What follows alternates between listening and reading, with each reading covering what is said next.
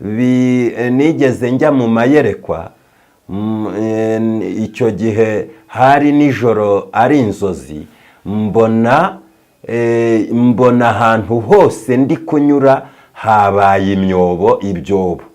Noneho nkabona ibyobo bimeze nk'uko ubona bashyira amakaro mu nzu. Ni igihe cyo kuyoborwa n'ubwenge bw'Imana, ntabwo ari igihe cyo kwiyumvamo ubwenge, igihe cyo kwiyumvamo imbaraga, igihe cyo kwiyumvamo ubutwari. Hoya, ubu butwari bugiye gukora ni ubwa Yesu Kristo wenyine. Ubwo rero bivuga ngo umuntu uyoborwa n'umwuka wera, tugasenga bijyanye n'ibyo twebwe dushaka, ariko ibyo ntago biramba kandi ntibigirira n'Imana umumaro. Bibi bya nyirabyo nka we nyine ku giti cye, kuko biba bishingiye ku marari ye n'amarangamutima ye. Ariko gukiranuka Imana ishaka ni ugushingiye mu rukundo rwayo, nayo iradushishikariza kubanza kwakira urukundo rwayo. Noneho rwa rukundo rwayo rukaba umusemburo w'ibindi bintu, kuko Bibiliya itubwira neza yuko urukundo andi mategeko yose ari rwo yuririraho. Noneho igira uburyo ibayobora, ikajya ibayoboresha umwuka wayo wera, ikabayoboresha abahanuzi mu buryo nyine byitwa ko bayobowe n'Imana. Imana idufashe cyane.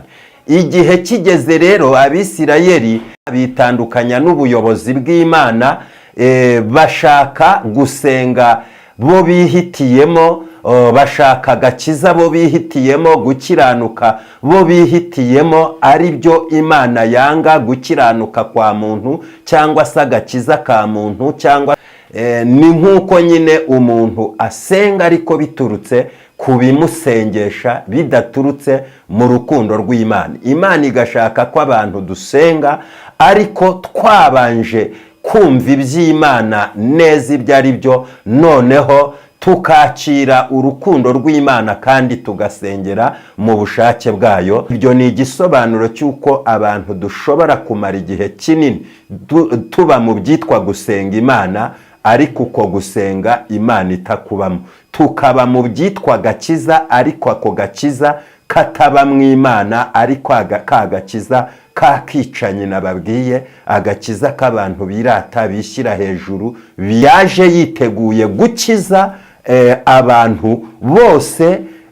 Hari abo yagombaga gukiza mu buryo bworoheje, abo twakita nk'abadafite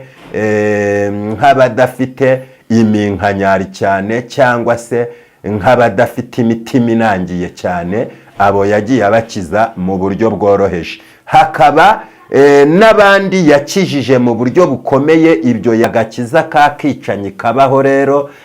Iyo tuvuga ubutumwa tuba tugaragaza inkomoko ya Yesu yo mu ijuru, tuba tugaragaza inkomoko yaho ibintu bituruka. Ntabwo tuvuga ubutumwa nk'abashaka kwigaragaza, nk'abashaka kwibonekeza. Twebwe dusabwa koroha no guca bugufi kugira ngo umwuka wa Kristo Yesu adukoreremo ibintu birusheho kugenda neza.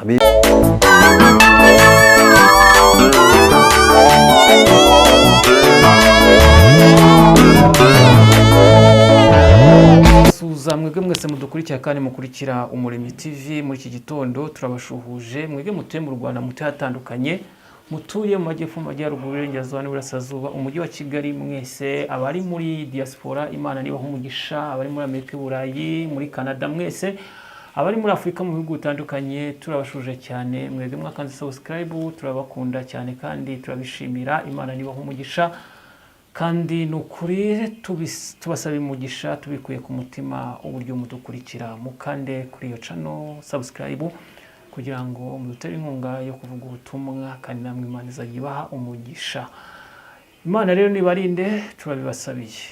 Kandi iyo umukozi Imana abisabye, Imana irabikora, kuko yaduhaye imbaraga zo kuvuga bikaba. Turabivuze rero, Imana nibaha umugisha aho muri hose, mwicaye muryamye, abarwayi Imana ibakize mu izina rya Yesu. Muri iki gitondo rero tugira umugisha wo kubana n'umukozi w'Imana. Ntabwo aribwo bwa mbere, ndabizi ko mumenyereye. Reka tumwakire mu izina rya Yesu adusuhuze, natwe tumwikirize n'abakunzi badukurikira. Yego, ndabasuhuje mwese mwe mukurikiye ubutumwa bwiza tubagezaho. Nitwa Nzabahimana Ernest, ndi umukozi w'Imana. Imana rero ibaha umugisha kuri mwebwe mwese mukomeza kumva ijambo ry'Imana. Urakoze mukozi w'Imana, Imana nibaha umugisha. Mukozi w'Imana, ibihe tugezemo ni ibihe bikomeye cyane. Navuga ngo iyo urebye abanyamasengesho, Satani ari kubahiga, ariko mukozi w'Imana, abanyamasengesho babigenze gute kugira ngo bakomeze umurimo wabo wo gusenga? Abanyamasengesho icyo bakora ni ukubanza kumenya yuko Imana ariyo ishobora byose, akaba ariyo iba inkingi ya mwamba mu bintu byose, akaba ariyo ibanzwa imbere, noneho ikaba umuterankunga w'imbaraga n'ubwenge n'ubushobozi bya muntu, kugira ngo Imana abe ariyo iba umuyoboro mu kintu icyo ari cyo cyose umunyamasengesho yaganishaho, kandi mu gihe nabwo bitabaye ngombwa icyo Imana idashaka ukacyihorera. Icyo ishaka ukagikora, icyo idashaka ukacyihorera, kubera ko turi mu isi igenda ibamo ibihe bitandukanye, kandi isi igenda ibonekamo abatware batandukanye bafite imikorere itari imwe. Iryo hindagurika ry'ibibera mu isi rero, ntago waba uri umunyamasengesho kandi Imana ishaka yuko uyizera ukayumvira, akaba ariyo ikuyobora, ngo ubyijyanemo bikundi. Niyo mpamvu Pawulo yavuze ngo nta waba umusirikari wa Kristo ngo yishyire mu by'ubu buzima abakinejeje uwamwandikiye ubusirikari. Biba bisaba ko nyine Imana tuyigira inkingi, kandi ko nyine ariyo ibasha kumenya tere cyangwa se iyi si ibiyiberamo, n'uko umuntu yabyitwaramo. Mukozi w'Imana, iyo urebye ibihe byahinduye imirishyo cyangwa ingoma zahinduye imirishyo, kuko bageze no mu byumba aho bazajya ngo bagusanga uri gusenga ufite icyumba, ngo bazajya baguca 2,000,000 na nyir'inzu, ubwo ni miliyoni. Ubwo nk'abanyamasengesho navuga ngo wenda reka no guhindura urugamba, irugamba rushyushye ngo uhindura urugamba. Wowe nk'umukozi w'Imana, abanyamasengesho icyo wababwira ni iki kugira ngo ibyo bihano bitazabageraho? Buriya iyi Bibiliya dusoma, nta kintu na kimwe gishobora kubaho cyangwa se kizabaho ngo ubure kugisanga mu byanditswe. Ahubwo ikibazo twebwe tugira ni ugusoma iyi Bibiliya tukabitwara gutyo muri teori gusa, tukumva yuko hatazabaho paratike y'ibyo dusoma. Nicyo kibazo kigenda kibaho. Ubundi ugasanga umuntu yitwariye teori mu mutwe gutyo, arasoma inyuguti akumva biramushimishije ko azi gusoma Bibiliya, cyangwa se ko yize amashuri ya teoloji n'ibindi, ariko kuzirikana ngo ibyanditswe bizasohora. Ibi nsoma isaha iyo ari yo yose ndi umukandida wo kubihagararamo. Aho niho haviramo ikibazo. Noneho cya gihe cyo guhagarikwa mu byo abantu bize cyangwa basomye nka paratike, ugasanga induru ziravuze cyangwa batangiye kugaragaza ko ibyo bintu bitari bikwiriye kubaho. Ntago byabaye ku batubanjirije gusa ngo bibe birarangiye. Bibiliya iravuga ngo nta gishyashya munsi y'ijuru, hagaruka ibyari biriho bigakurwa, ejo hakaza ibindi.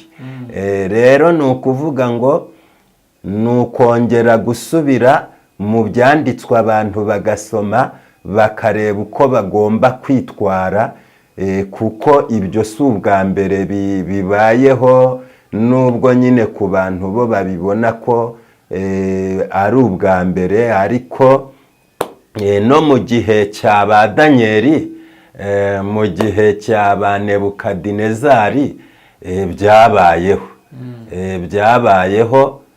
Icyo gihe rero bisaba yuko nyine ukoreshwa n'umwuka, ntiwikoreshe, ntiwitware icyo umwuka atakwemereye. Ntugikore icyo umwuka kuyoboyemo akaba ari cyo ukora. Ibyo bintu biroroshye cyane, nta mpungenge zirimo. Ni ukuvuga ngo iyo utayoborwa n'umwuka ni ibibazo, ariko iyo uyoborwa n'umwuka ntago ari ikibazo. Kuko iyi si turimo, nigeze njya mu mayerekwa, icyo gihe hari nijoro ari inzozi, mbona ahantu hose ndi kunyura habaye ibyobo. Noneho nkabona ibyobo bimeze nk'uko ubona bashyira amakaro mu nzu.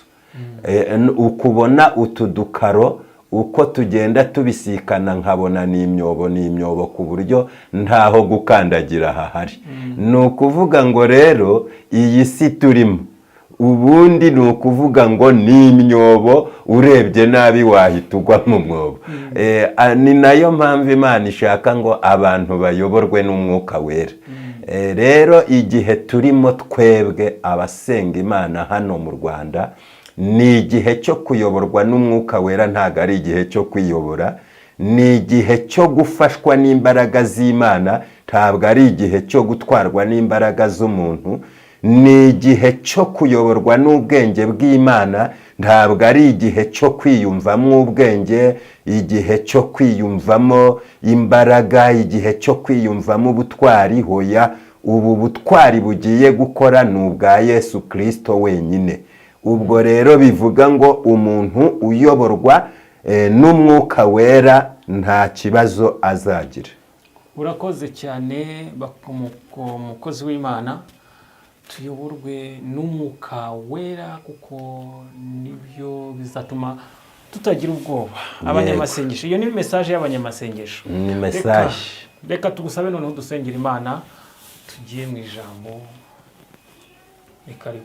Urakoze cyane Mana isumba byose, Mana werekanye imbaraga n'ububasha mu gihe cy'umwana wawe Yesu Kristo, ubwo yari ku musaraba, ndetse mu gihe Satani n'abadayimoni bari bamaze gukubita agatwenge ko Yesu atazongera kwamamaza inkuru nziza. Ariko siko byagenze, kuko no mu rupfu Imana yabaye Imana, no mu mva Yesu yabaye Yesu. Icyubahiro cy'Imana kibonekera no mu rupfu. Haleluya. Nushimwe, ushyirwe hejuru, ko nta bakwizera, nta bakwiringira bazakorwa n'isoni.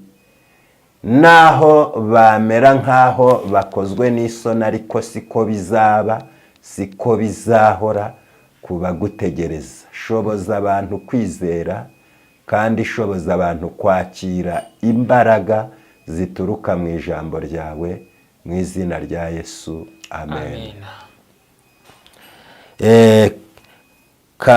Abakurikiye ubutumwa bwiza, munyemerere dusome ijambo ry'Imana mu butumwa bwiza bwanditswe na Luka, ibice byaho ni 10, umurongo wa 27 kugera ku wa 28. Turasoreza mu gitabo cya mbere cya Samweli, ibice 9, umurongo wa 6. Luka ibice 10, umurongo wa 27 kugera 28. Aramusubiza ati, ukundisha Uwiteka Imana yawe umutima wawe wose n'ubugingo bwawe bwose n'imbaraga zawe zose n'ubwenge bwawe bwose, kandi ukunde na mugenzi wawe nk'uko wikunda. Yesu aramubwira ati, ushubije neza, nugenza utyo uzagira ubugingo. Dusoreze mu gitabo cya mbere cya Samweli, ibice 9, ibice 9, umurongo wa 6. Haranditse ngo, nawe aramubwira ati, muri uyu mudugudu harimo umuntu w'Imana, kandi ni umuntu wubahwa, ibyo avuga byose bijya bisohora rwose. None tujyeyo, ahari yadusobanurira iby'uru rugendo rwacu turimo twakira ijambo ry'Imana. Inshuti bavandimwe kandi bakundwa b'Umwami Imana, ubutumwa Imana yampaye kubagezaho uyu munsi ni ubutumwa buvuga ngo, Imana yambwiye ngo mbwira abantu ko nta gakiza ka kicanyi izi kabaho. Nta gakiza ka kicanyi izi kabaho. Agakiza kose no gukiranuka kose byuzuye bizima bituruka mu rukundo rw'Imana. Iyo umuntu akiranuka, iyo umuntu asenga ashingiye ku bimusengesha cyangwa ku kibazo runaka afite, gusenga kwe kugaturuka kuri icyo kintu cyangwa ku bimeze gutyo, ntabwo bene uyu muntu arambana n'Imana. Abana n'Imana igihe gitoya, biturutse ko Imana ishobora gukoresha umuntu uwo ari we wese ku bw'ibyo ishaka kugeraho byayo, ariko mu buryo buzima bwuzuye, nuko agakiza k'Imana no gukiranuka no gusenga bishingira mu rukundo rw'Imana, mu rukundo rwa Yesu Kristo.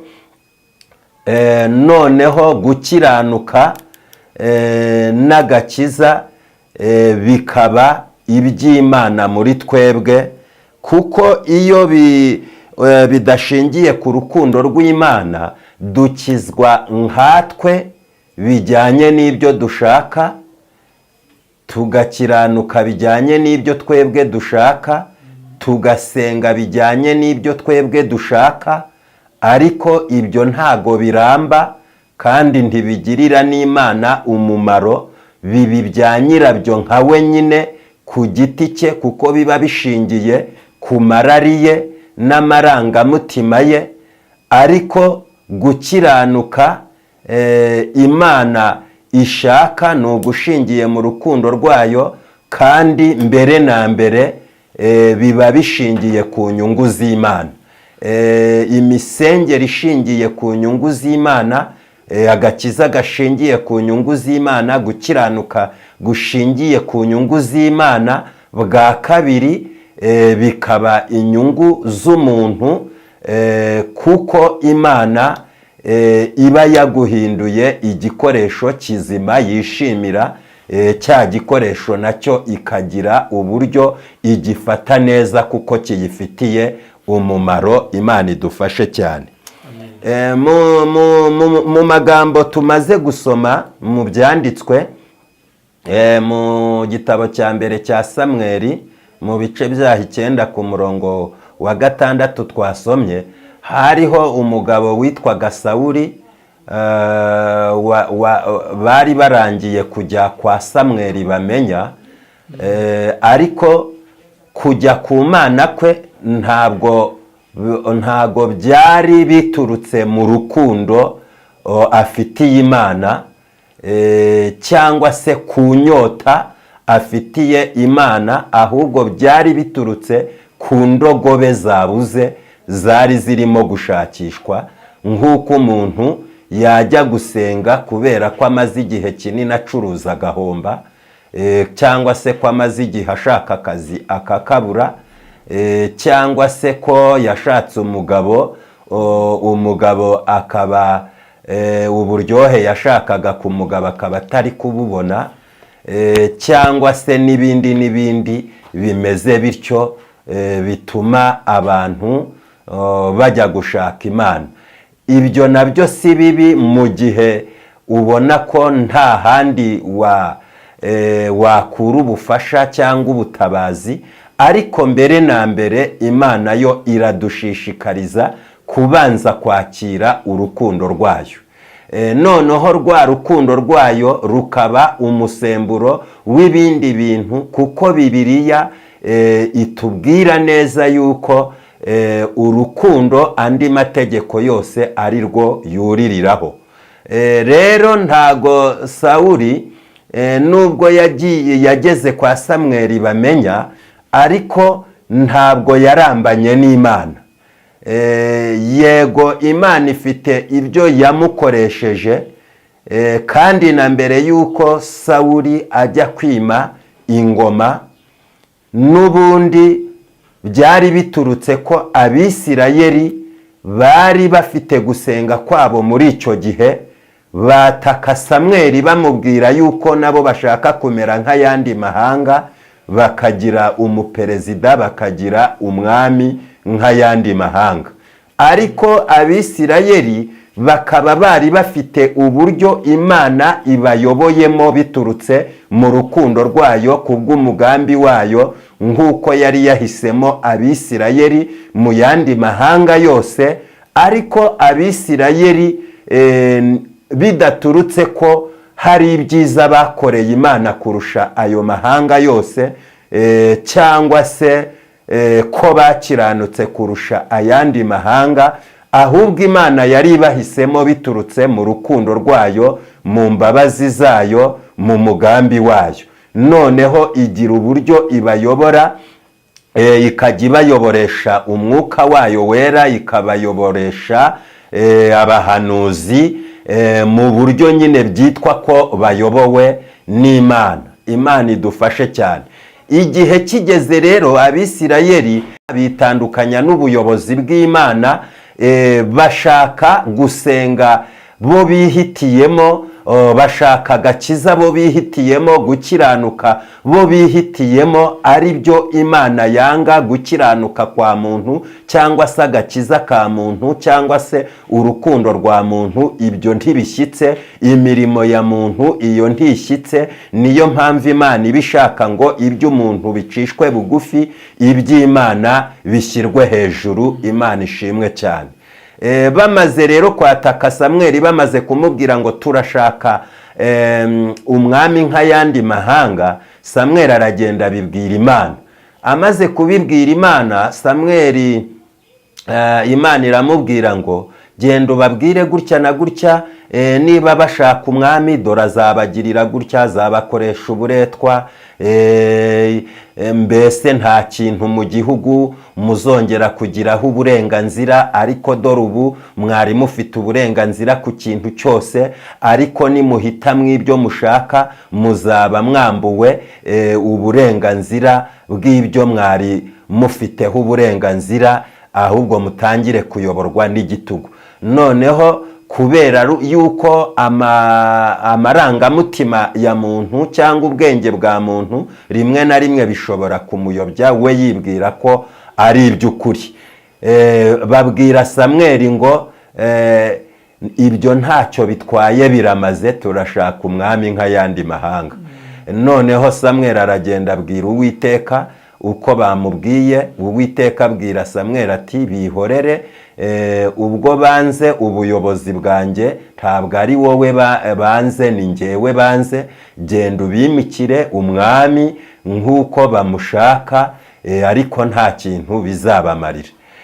Icyo gihe rero biragaragara ko bari bihitiyemo imisengere yabo, bihitiyemo icyabakiza cyabo, bihitiyemo gukiranuka kwabo, ariko ntago byabashije kubagirira umumaro.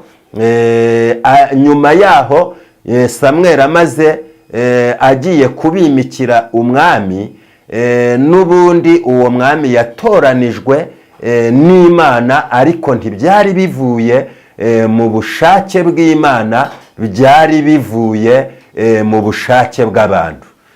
Nicyo cyatumye rero na Sawuli kwimikwa kwe kwaturutse mu kuzimira kw'indogobe. Nawe ntago kujya kwa Samweli ntibyari biturutse ku rukundo afitiye Imana. Ni nk'uko nyine umuntu asenga ariko biturutse ku bimusengesha, bidaturutse mu rukundo rw'Imana. Imana igashaka ko abantu dusenga ariko twabanje kumva iby'Imana neza ibyo ari byo, noneho tukakira urukundo rw'Imana kandi tugasengera mu bushake bwayo, noneho tugatangira gukorera Imana biturutse mu rukundo rwayo. Rero hariho gukorera Imana ariko bidaturutse mu rukundo rw'Imana kubera impamvu z'ibyo abantu bashaka. Hariho gusenga bidaturutse mu rukundo rw'Imana kubera impamvu z'ibyo abantu bashaka. Hariho agakiza kadaturuka mu rukundo rw'Imana kubera impamvu z'ibyo abantu dushaka. Imana rero idushoboze cyane. Rero ntabwo Sawuli yigeze ubwami bwe burambana n'Imana. Sawuli yategetse imyaka mike cyane Imana imwishimira, ariko aza kumara imyaka 40. Muri iyo myaka 40 yonyine niyo Imana yamwishimiragamo. Indi 36 ntago yigeze yishimirwa n'Imana. Ibyo ni igisobanuro cy'uko abantu dushobora kumara igihe kinini tuba mu byitwa gusenga Imana, ariko uko gusenga Imana itakubamo.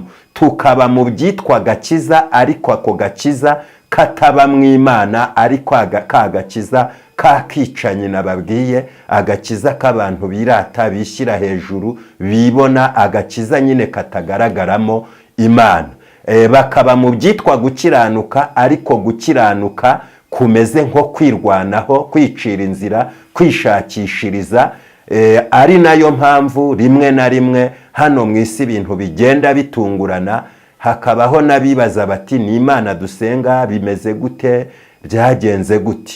Buri muntu wese rero ni igihe cyo kwicara agatekereza neza ibintu abamo ibyo ari byo, niba koko byaraturutse ku Uwiteka, niba agakiza, icyitwa agakiza umuntu yumva ko afite karaturutse ku Uwiteka, icyitwa gukiranuka umuntu afite akabanza agashaka akareba niba koko byaraturutse ku Uwiteka, ukareba niba gusenga kwawe kwaraturutse ku Uwiteka. Rero ni ukuvuga ngo mu butumwa bwiza bwanditswe na Luka, ijambo ryatubwiye ngo ukundisha Uwiteka imbaraga zawe zose n'ubwenge bwawe bwose n'umutima wawe wose n'ubugingo bwawe bwose, ubundi ukunde mugenzi wawe, ngo nukora utyo uzabona ubugingo. Ni ukuvuga ngo rero gukunda mugenzi wanjye nk'uko nikunda, niba ntifuza ko hari uwansebya, nawe ntiwifuze gusebya mugenzi wawe. Niba utifuza ko hari uwakugambanira, nawe ntiwifuze kugambanira mugenzi wawe. Niba wifuza ko waba wakosheje ariko ko abantu bakwiriye kukubwira neza, nawe niwige kubwira abantu neza naho baba bakosheje. Ni ukuvuga ngo Yesu ava mu ijuru, mbere y'uko Yesu ava mu ijuru, ikintu cya mbere yaje azanye ni imbabazi n'urukundo, nta bindi yazanye mu isi. Ibindi ni ibishingira kuri za mbabazi, kuri rwa rukundo. Ni ukuvuga ngo rero yaje mu isi yarabanje kwakira urukundo rwa bose n'imbabazi za bose, noneho kugera mu isi yaje mu isi yuzuye ubwenge bw'uburyo agomba gutwara ibintu, kuko yari azi kamere zitandukanye z'abantu ajemo. Noneho buri ntambwe ku yindi akamenya icyo avuga, akamenya n'icyo akora, akamenya n'uko atwara ibintu. Yaje yiteguye gukiza abantu bose. Hari abo yagombaga gukiza mu buryo bworoheje, abo twakita nk'abadafite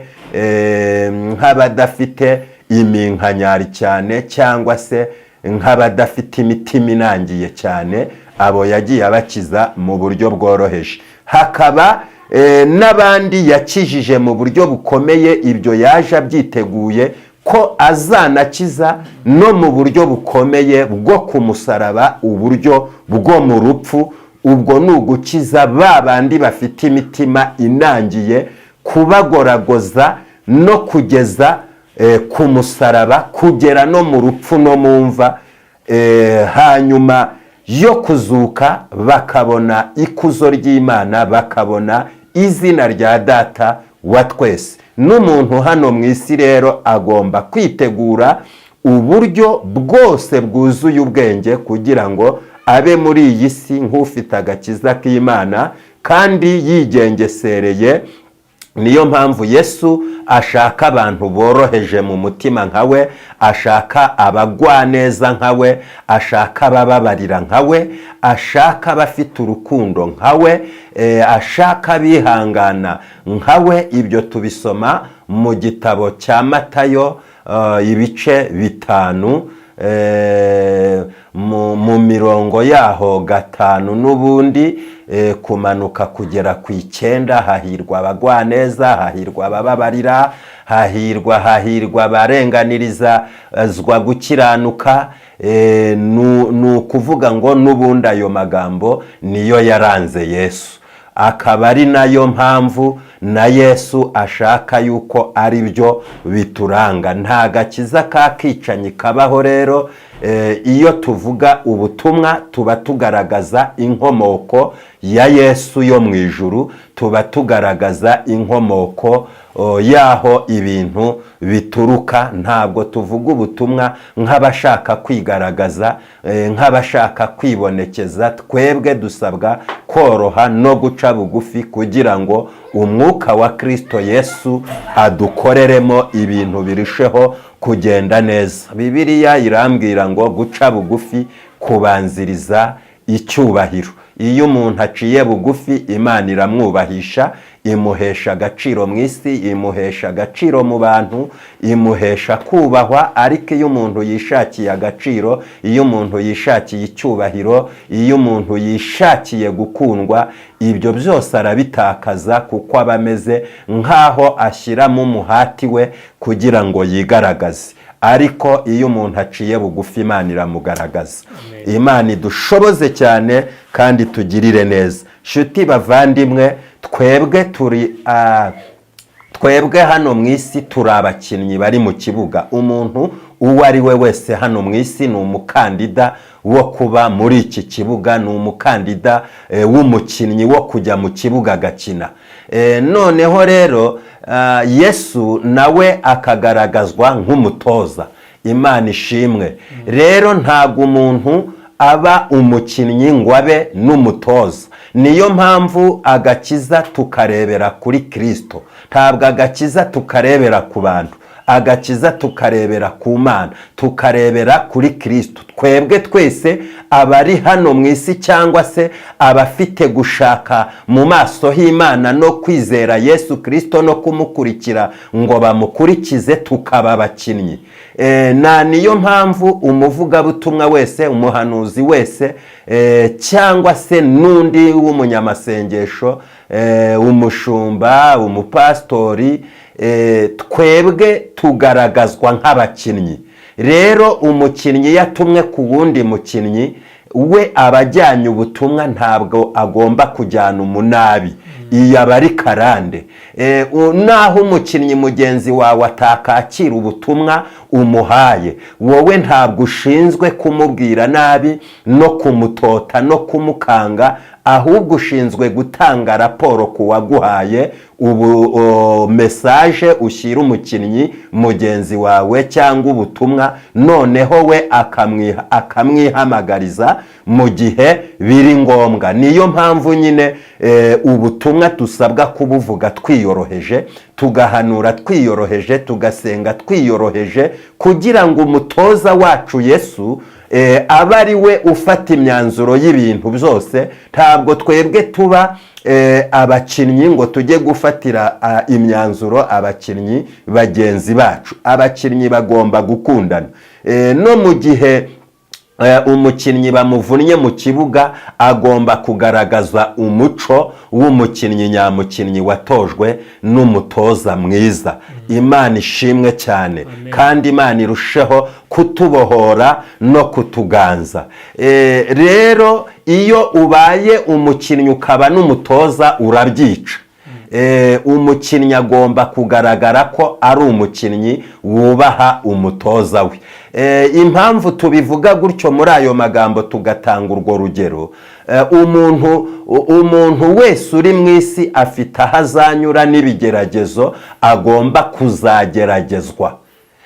Noneho rero Yesu niwe wenyine washoje inzira zose n'ibigeragezo byose yagombaga kugeragezwa, naho yagombaga kunyura ibyo yarabishoje. Niyo mpamvu navuze ngo ntabwo umuntu aba umutoza atari yarangiza imikino ye agomba gukina, cyangwa atari yasoza manda ye yo gukina. Ubundi umutoza ava mu bakinnyi, ariko aba umutoza igihe yarangije manda ye yo gukina. Twebwe rero hano mu isi ntabwo twari twasoza manda zacu zo gukina. Niyo mpamvu dusabwa kwiyoroshya nk'abakinnyi bagifite umutoza mu kibuga. Imana ibaha umugisha kuri mwebwe mwese mubasha gutega amatwi buno butumwa bwiza, kugira ngo dukomeze gufashanya nk'abakinnyi nyine bari mu kibuga. Ntabwo nemerewe kukubwira nabi uko waba umeze kose. Ibyo ni ikinyabupfura gike, cyangwa se kugaragaza aho kavukire yanjye, cyangwa se kugaragaza uwo ndiwe muri kamere. Nta muvugabutumwa wemerewe kubwira uwo abwira nabi. Nta muhanuzi wemerewe kubwira uwo ahanurira nabi. Nta mushumba wemerewe kubwira intama nabi. Nta mupasitori wemerewe kubwira umukristo nabi. Biranashoboka ko umukristo yakubwira nabi, ariko wowe ntago wemerewe kumusubiza nabi. Umuhanuzi wahanurira umuntu akakubwira nabi, ariko we ntiwemerewe kumusubiza nabi. Umuvugabutumwa ni gutyo, umunyamasengesho ni gutyo, kuko twe tugomba kugaragaza indangagaciro n'ikinyabupfura n'ubunyamwuga mu bya mwuka. Imana ishimwe, kuko uyu mwuka ntabwo yakomeza kudukoreramo mu gihe tutubahiriza amahame ye. Amahame ya mwuka mu gitabo cy'Abakorinto mu bice 13 uhereye nko ku murongo wa 5, umwuka ntiyishimira ikibi ku bandi. Umwuka ntiyishimira ikibi ku bantu, umwuka ababarira byose, umwuka yihanganira byose, umwuka ababarira byose, umwuka yizera byose, umwuka aho bamuhagaritse hose arizera, umwuka aho yisanze hose arizera, umwuka yakisanga muri tuwarete arizera, yasanga bamuciriye muri tuwarete arizera. Umwuka ni urukundo. Haleluya, haleluya. Imana ishimwe. Turasabwa kubahiriza izo ndangagaciro. Yenda bishobora kukubera abantu ibintu bikomeye batapfa guhita bumva, batapfa kumva biboroheye, ariko niyo mahame y'umukristo ushushanywa na Kristo. Niyo mpamvu nyine Bibiliya ivuga ngo uwambaza Imana azakizwa. Ariko se bamwambaza bate nta wabigishije, batamumenye? Uku rero niko kumenya Kristo uwo ari we, uku niko kumenya gusenga icyo ari cyo, uku niko kumenya umwuka wera uko akora. Imana itubashishe. Basangira ngendo, inshuti bakundwa b'Umwami Imana, reka mpagarikira aha. Imana idushoboze, kandi kuwumva twamufasha gusenga, yaca bugufi tugasengana Imana, ndetse yanaduhamagara kuri nimero zacu za telefone ni 07 8 15 47 2 12, 07 8 15 47 2 12. Iyindi dukoresha ni 07 8 23 71 031, 07 8 23 71 031. Kadusenge. Mana ishobora byose, wowe ubasha gufukura amariba mazima mu mitima y'abantu, ukayihinduramo amasoko ku muntu uwo ari we wese waba aremerewe, afite ibibazo, ari kurwana intambara zo mu buryo butandukanye, zaba izo kwizera, zo mu mwuka, zo mu buzima busanzwe, y'intambara zitandukanye hano muri iyi si, mu buryo tutabasha kurondora amazina y'izo ntambara, zaba iz'uburwayi ndetse n'iz'ubukene, ndetse ndabizi ko hari n'abashaka agakiza ariko bakabura imbaraga, harimo n'abashaka gukiranuka bakabura imbaraga, harimo abashaka kuva mu nzoga bakabura imbaraga, ndabizi, harimo abashaka kuva mu busambanyi bakabura imbaraga, ndabizi, harimo abashaka kuva mu bujura bakabura imbaraga, ndabizi, harimo abashaka kuva mu bwesikoro bakabura imbaraga, ndabizi. Mu buryo bwose butandukanye bw'ibyaha, ndabizi ko hari ababuze imbaraga zabibakuramo. Uwiteka we, bagenderere, ubagirire neza, ubabature, buri wese umufashe mu ruhande rwe, kandi umuhe inkunga yo kwizera. Bibiliya irambwira ngo aramusanga aramubwira ati, niba ubishobora wangiriza umwana. Yesu aravuga ngo